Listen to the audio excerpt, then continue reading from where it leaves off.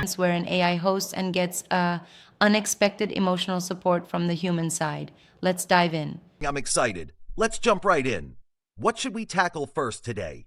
Well, let's start with one of the weightier topics. Can AI care? The big question here is whether AI can ever be trusted with, real empathy. It's like, on one hand, machines can be programmed with responses, but on the other, empathy isn't just data, it's lived experience.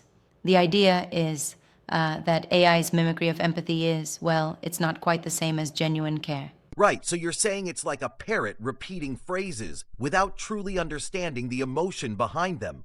Exactly. It's like a robot comforting you with the right words, but without really feeling your sorrow. It reminds me of how a mirror only reflects a smile, Yeah, not the heart behind it. And it raises the question, can you ever really program authentic human sentiment? that's a tough one. There's a possibility that with enough data, AI might simulate empathy so well that we almost forget it's not real. But then, isn't that missing the point? I'll admit, it's fascinating, yet unsettling. Absolutely.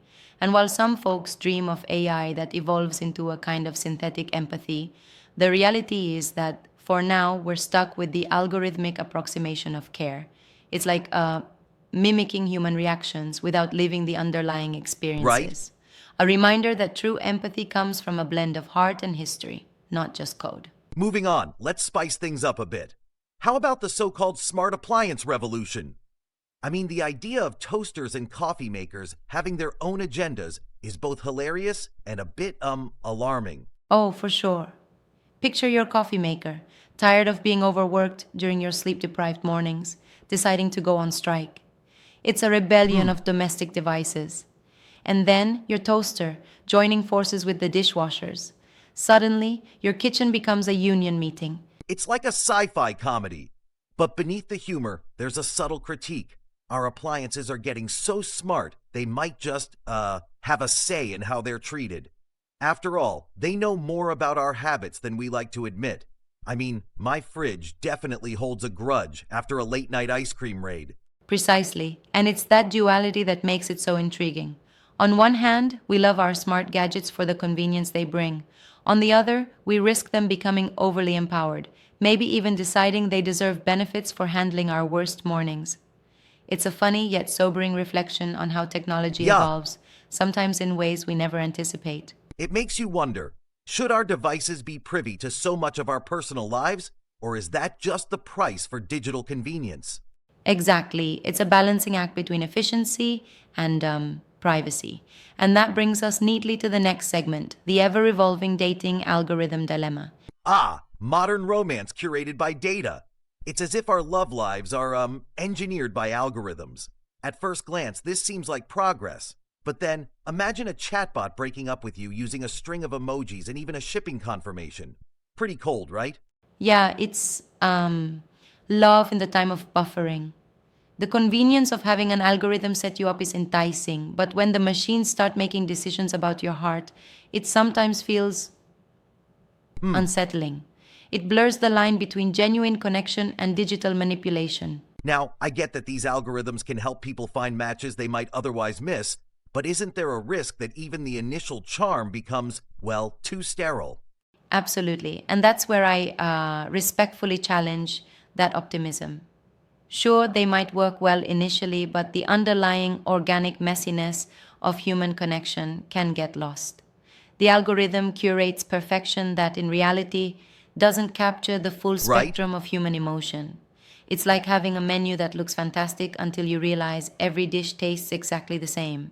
That's a sharp analogy. Now, let's kick off our rapid fire, our binary or bug round, which always gets the pulse racing. All right, rapid fire time. My favorite extinct tech? Definitely the pager. It was full of drama, like a relic of a bygone era of constant connectivity. It has that nostalgic charm that no smartphone can match.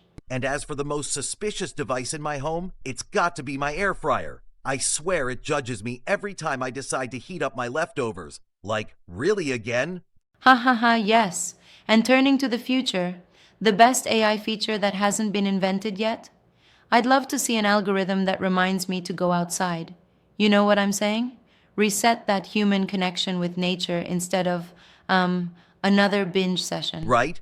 Sometimes we need that nudge to step away from the screen. Although, I'll say, I'm a bit on the fence about that one.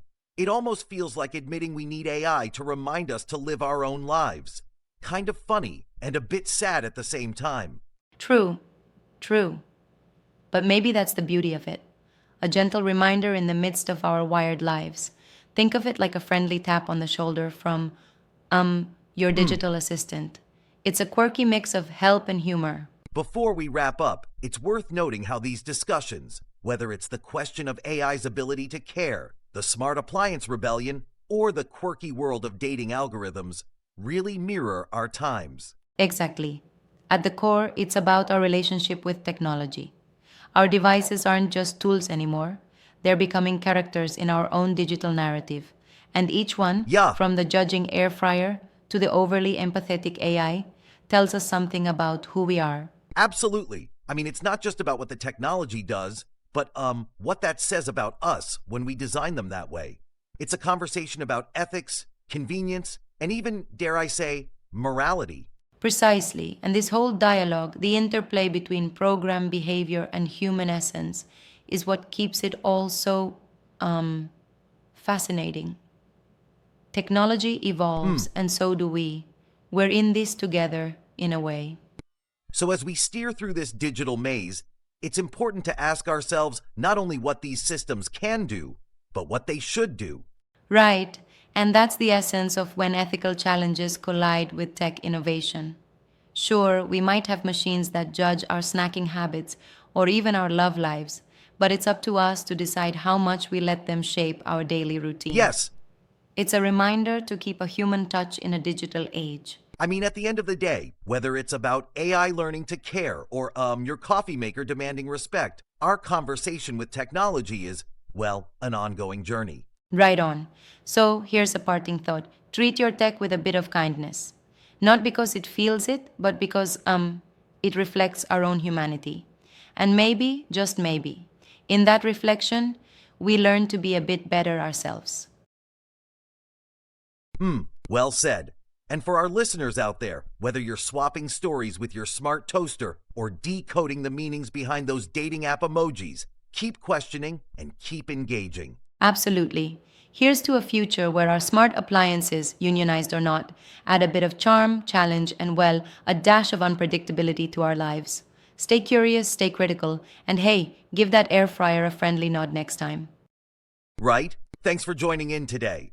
It's been a roller coaster through empathy, rebellious gadgets, algorithm curated love, and everything in between.